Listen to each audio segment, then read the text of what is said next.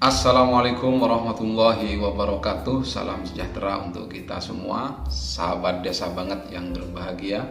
Kali ini kita berjumpa lagi dalam tajuk dan tema yang berbeda, di mana pada kesempatan yang berbahagia ini kita akan membahas terkait dengan pentingnya pendataan indeks desa membangun.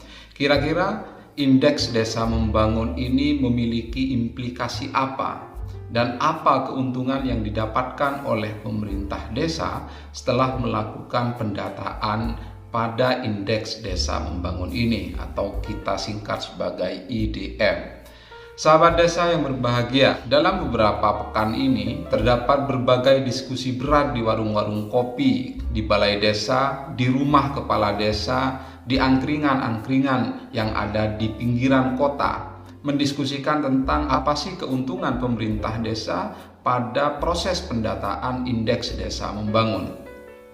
Banyak dari pemangku kebijakan yang ada di desa berpikir bahwa pendataan melalui indeks desa membangun ini tidak memiliki implikasi apapun. Tunggu dulu, salah. Terdapat banyak manfaat yang dapat kita petik dalam pendataan indeks desa membangun ini. Desa banget merangkum dari beberapa manfaat yang dapat dipetik oleh pemerintah desa sebagai akibat positif dari pendataan yang dilakukan oleh desa pada data indeks desa membangun.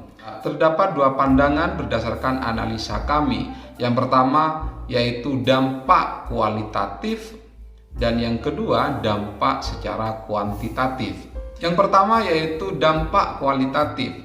Tentunya pemerintah desa melalui indeks desa membangun ini dapat memotret secara utuh keadaan desa yang ada di desa kita, dan tentunya kita mampu memetakan kira-kira kelemahan apa yang masih terdapat di desa, dan tentu dari kelemahan itu kita telah melakukan pendataan dari potensi yang ada di desa. Maka kemudian potensi-potensi tersebutlah kemudian menjadi solusi untuk menambal kekurangan yang ada di desa kita melalui data IDM tersebut. Memang data IDM tidak menyuguhkan data sangat mikro sebagaimana SDGs desa, tetapi dengan data IDM ini kita sudah cukup mampu melihat kondisi desa secara utuh, kaitannya dengan 3 dimensi yang ada pada indeks desa membangun. Indeks desa membangun ini memiliki 3 indeks komposit. Yang pertama yaitu indeks ketahanan ekonomi, yang kedua indeks ketahanan sosial, dan yang ketiga indeks ketahanan lingkungan. Nanti kita akan kupas tuntas sahabat desa terkait dengan ketiga indeks ini, kira-kira daya ungkit apa yang kiranya bisa menjadi solusi alternatif untuk menembel kekurangan yang ada di desa kita. Yang kedua yaitu kita dapat manfaat dari pendataan indeks desa membangun ini secara kuantitatif. Secara kuantitatif tentunya terdapat beberapa kebijakan yang telah dilahirkan oleh pemerintah Indonesia melalui Kementerian Dalam Negeri, melalui Kementerian Desa, dan melalui Kementerian Keuangan. Di antaranya adalah terdapatnya tambahan pagu alokasi kinerja untuk pemerintah desa bagi desa yang statusnya lebih baik dari tahun sebelumnya. Nah, tentunya dari bertambahnya pendapatan desa ini, dari alokasi kinerja yang didapatkan oleh desa dan ditetapkan oleh Kementerian Keuangan, desa mendapatkan 200 lebih alokasi kinerja yang diberikan kepada desa dalam 1 tahun anggarannya. Nah, tentunya nanti kita akan kupas tuntas sahabat desa berkaitan dengan untung ruginya desa melakukan pendataan pada indeks desa membangun ini. Selain itu perlu dicatat bahwa dengan adanya indeks desa membangun ini kita dapat menyampaikan kepada pemerintah daerah provinsi, dan kepada pemerintah pusat di luar kewenangan desa dapat diintervensi melalui kebijakan pemerintah pusat, pemerintah provinsi, dan pemerintah daerah. Teknis yang telah desa banget rangkum dalam materi apa sih untungnya pemerintah desa melakukan pendataan indeks desa membangun.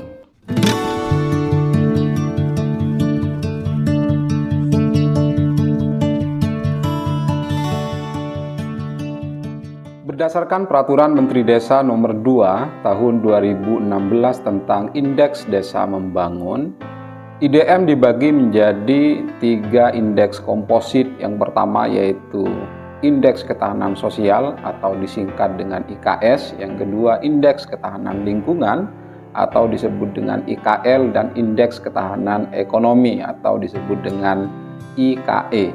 Total data dalam IDM terdapat 694 data plus 69 data, sehingga terdapat total 773 data yang dapat digali oleh pemerintah desa dan dimasukkan ke dalam formulir yang telah disediakan oleh Kementerian Desa melalui Peraturan Menteri Desa Nomor 2 Tahun 2016 tentang Indeks Desa Membangun.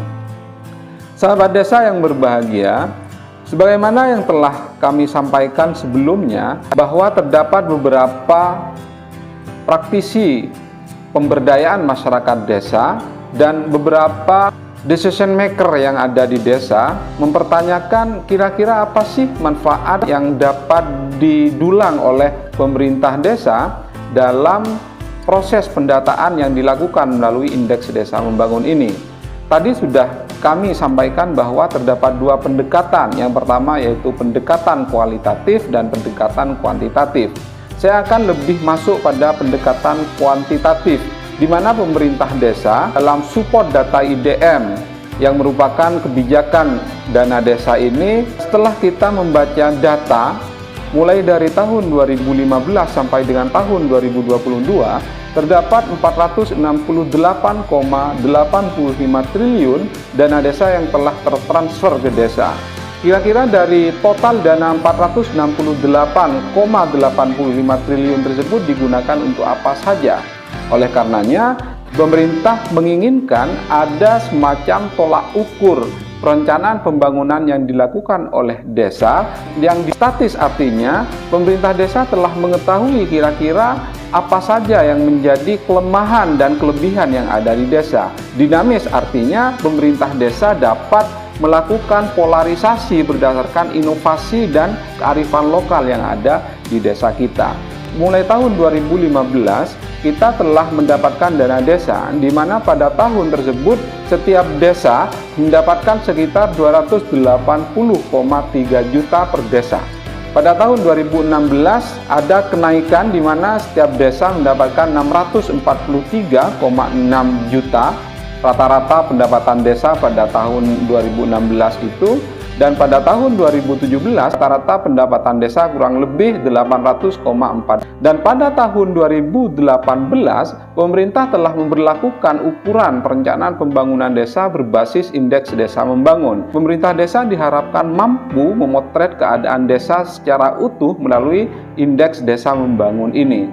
Sehingga pada tahun 2018 pemerintah mengucurkan dana 60 triliun, di mana pada tahun 2018 ini terdapat 800,4 juta yang ditransfer ke desa dalam jumlah rata-rata. Pada saat itu pemerintah melalui Kementerian Keuangan menerapkan kebijakan di mana porsi pembagian dana desa dibagi menjadi beberapa porsi alokasi, diantaranya adalah alokasi afirmasi sebanyak 3%. Alokasi afirmasi ini didapati ternyata setelah desa melakukan pemotretan berdasarkan Indeks Desa Membangun, masih terdapat banyak jumlah desa tertinggal dan sangat tertinggal pada saat itu, sehingga pemerintah mengambil sebuah inisiatif untuk memberikan alokasi afirmasi atau memberikan bantuan support dana kepada pemerintah desa untuk merangkak lebih baik pada tahun anggaran selanjutnya. Dan praktis pada tahun 2019 pemerintah mengucurkan dana sebesar 70 triliun, dan pada saat itu rata-rata pendapatan desa sebesar 933,9 juta. Pada tahun 2019 ini kebijakan pemerintah melalui Kementerian Keuangan masih tetap, yaitu terdapat alokasi afirmasi sebesar 3%, sekalipun telah menunjukkan ada peningkatan status desa yang awalnya tertinggal menjadi berkembang, yang awalnya sangat tertinggal menjadi tertinggal, dan seterusnya. Pada tahun 2020, pemerintah mengambil sebuah inisiatif untuk mengucurkan dana kepada pemerintah desa sebesar 71,2 triliun. Artinya lebih besar 1,2 triliun dibandingkan dengan tahun 2019. Pada saat itu, pemerintah telah memikirkan kira-kira apa sih yang dapat diberikan oleh pemerintah bagi desa yang berkinerja baik. Oleh karenanya, terdapat rumus perhitungan yang dikembangkan oleh Kementerian Keuangan di mana pada saat itu alokasi afirmasi disisakan hanya 1,5%. Artinya apa? Dalam bahasa desanya dicoba untuk ditinggal dengan menyisakan porsi alokasi untuk afirmasi desa sebesar 1,5 dari total dana desa yang dibagi secara proporsional.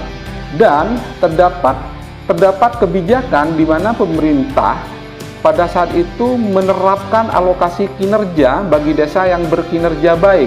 Salah satu ukurannya adalah berdasarkan peningkatan status desa berdasarkan indeks desa membangun. Pada saat itu pemerintah menggelontorkan dana sebesar 1,5% bagi desa yang berkinerja baik yang diantara ukurannya adalah indeks desa membangun. Dan tren ini berlaku pada tahun 2021 di mana pemerintah telah menetapkan pagu afirmasi sebesar 1%. Artinya desa tertinggal dan sangat tertinggal memang sudah sepertinya agak ditinggal oleh pemerintah dengan menaikkan porsi alokasi kinerja sebesar 3%. Artinya apa? Artinya pemerintah pusat lebih memperhatikan bagi pemerintah desa yang memperhatikan status kemajuan desanya daripada bertahan dengan status desa tertinggalnya. Dan benar saja pada tahun 2022 ini pemerintah melalui Kementerian Keuangan dengan PMK 190 tahun 2021 menerapkan alokasi afirmasi sebesar 1% dan alokasi kinerja sebesar 4%. Mohon maaf yang tertampil di layar 3%, namun sebenarnya di dalam Peraturan Menteri Keuangan nomor 190 tahun 2021 sebesar 4%. Artinya apa? Artinya pemerintah lebih memperhatikan pemerintah desa yang berkinerja baik, mereka yang memiliki niatan untuk lebih baik lagi. Dan pada tahun ini pemerintah desa mendapatkan besaran tambahan dari pagu dana desanya melalui alokasi kinerja yang dibagi secara proporsional tersebut sebesar 4% dari total dana desa. Kira-kira besarannya yaitu 200 juta lebih yang ditransfer ke desa yang menjadi bagian integral dari pagu dana desa tahun anggaran 2022. Tidak menutup kemungkinan sahabat desa, untuk tahun-tahun berikutnya pemerintah benar-benar akan meninggalkan desa tertinggal dengan menyisakan porsi 0% untuk pagu afirmasi dan lebih meningkatkan untuk pagu alokasi kinerja. Selain itu sahabat desa yang berbahagia, pemerintah desa dapat melihat dari hasil potret yang ada di desa berdasarkan status desanya, baik desa yang berstatus sangat tertinggal sampai desa yang berstatus mandiri. Kira-kira ruang-ruang apa yang masih belum terintervensi baik oleh APBDes ataupun oleh pemerintah yang memang kegiatan tersebut bukan merupakan kewenangan desa. Contoh misalnya untuk kegiatan indeks ketahanan sosial, di mana pada indeks ketahanan sosial ini terdapat kondisi rumah tidak layak huni yang ada di desa kita. Artinya kita memetakan berapa sih jumlah rumah tidak layak huni yang ada di desa kita.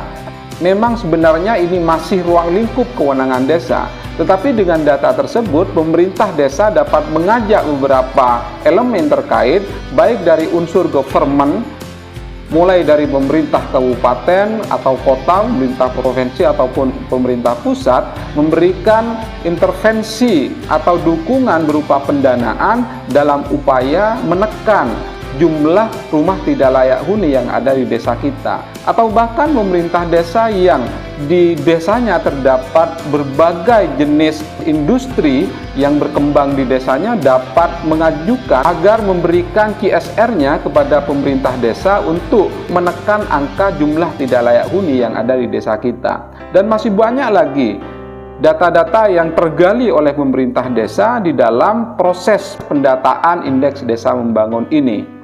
Dan perlu dicatat, proses pendataan indeks desa membangun ini nantinya akan menjadi sebuah rekomendasi kebijakan strategis desa yang akan dituangkan di dalam dokumen perencanaan desa, yaitu sejak bulan Juni sampai dengan bulan September, di mana peraturan desa tentang RKPDes ditetapkan oleh pemerintah desa dan menjadi pedoman dalam proses penetapan anggaran pendapatan desa tahun anggaran berikutnya. Oleh karenanya, pemerintah desa tentunya juga dapat menjadikan data indeks desa membangun ini sebagai barometer keberhasilan desa dalam mengukur ketercapaian visi misi kepala desa yang ada di desa kita. Saya kira demikian yang dapat kami sampaikan terkait dengan indeks desa membangun, sahabat desa banget yang berbahagia. Jika terdapat pertanyaan yang kiranya dapat kami jawab, maka pertanyaan tersebut dapat diajukan pada kolom komentar.